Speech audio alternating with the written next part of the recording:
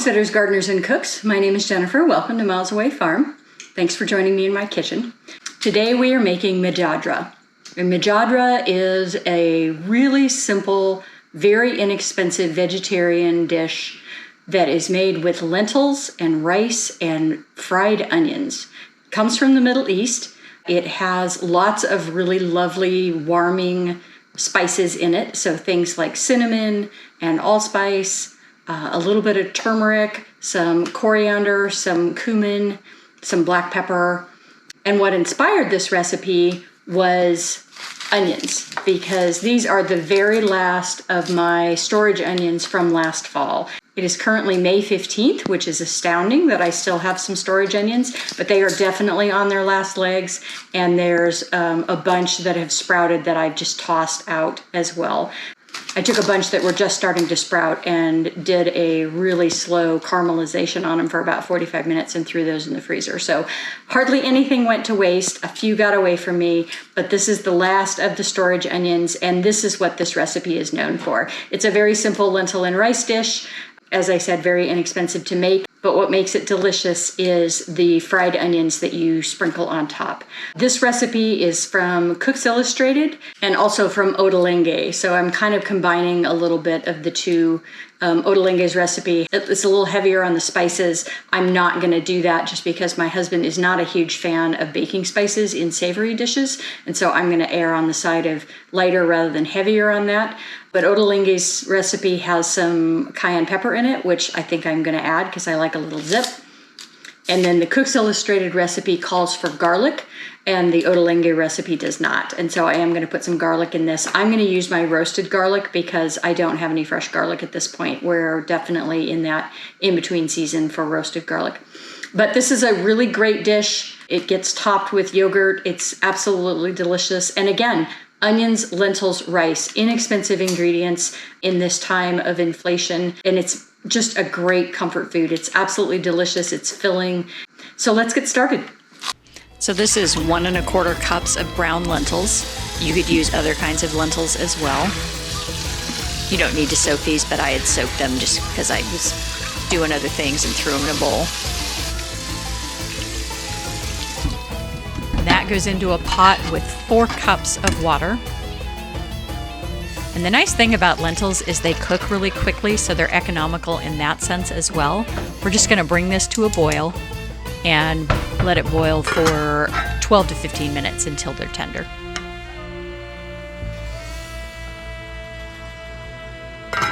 Here's the star of the show, the onions. All of these onions had sprouted to some extent, and you can see some are worse than others. This one especially, the sprouting had kind of gotten trapped at the top. And that tends to make the outer layers start to get soft. I sliced these thin, but not as thin as I probably should have, just because they were difficult to slice because they were older onions and getting a little bit slippery. You can see how much waste I had there on the right side.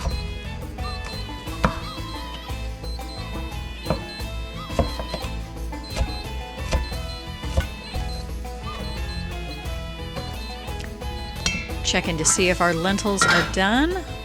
And you want these to be cooked, but not super soft because they're going to continue to cook later. And so I erred on the side of not quite done and went for about 12 minutes here. Drain off the lentils. And then frying the onions, which is something I almost never do. I almost never fry things. This is a cup of all-purpose olive oil. It's not extra virgin. And I threw a piece of onion in there just so I could kind of keep track of how hot the oil was getting. And then I fried these off in thirds. So this is about 1/3 of our total amount of onion. And it takes 5 to 7 minutes for these to brown up. And again, these could have been thinner, but I just didn't have the patience to cut them any thinner than I already had here. When you take them out, you want to sprinkle them with salt.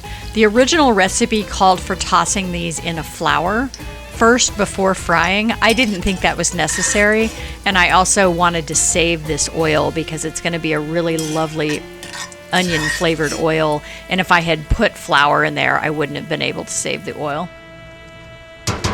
So round 2.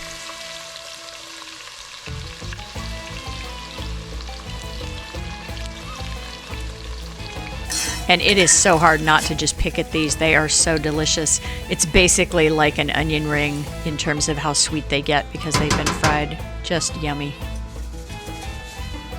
And then that's the last of them there. And then I'm definitely saving this oil. I put this in an extra bowl because the oil was hot and I was worried that that Pyrex small bowl was going to crack from the heat. And so just in case it did, I put an extra bowl underneath it. Putting 2 tablespoons of that oil back into the pan. And here's all my spices. Because these are ground, they are going to cook really fast. We're blooming them in the oil. I don't even have my heat on right now. The heat is turned off. And I'm just stirring everything to bloom them in that oil before I start adding everything else in.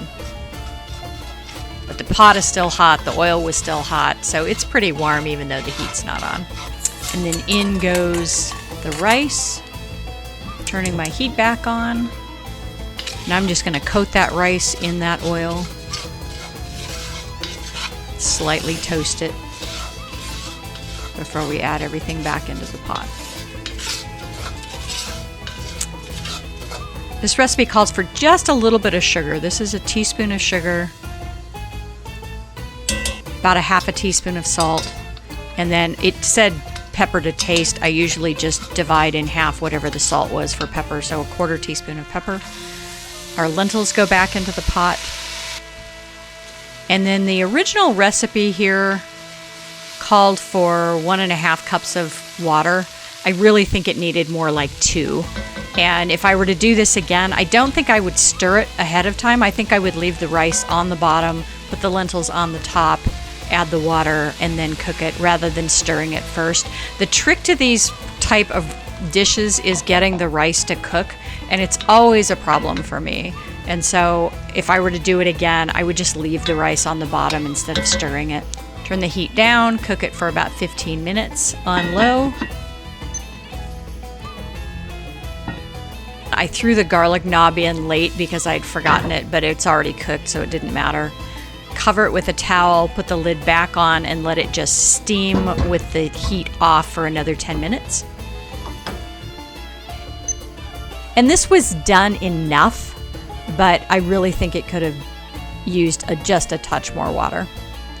So I'm stirring everything together, fluffing all that rice up, and also, of course, stirring in that knob of roasted garlic.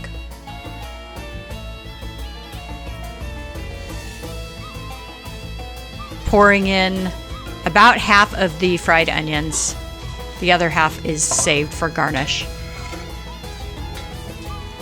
And this little pop of sweetness, it makes this so good. It really does make the recipe. And that's it. We're ready to serve it up.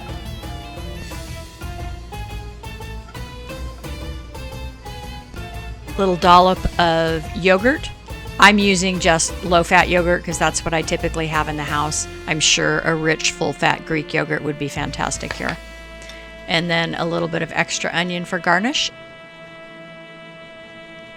Adding a squeeze of lime, I absolutely think this is necessary. It just brightens everything up. It's kind of that classic salt, fat, acid heat.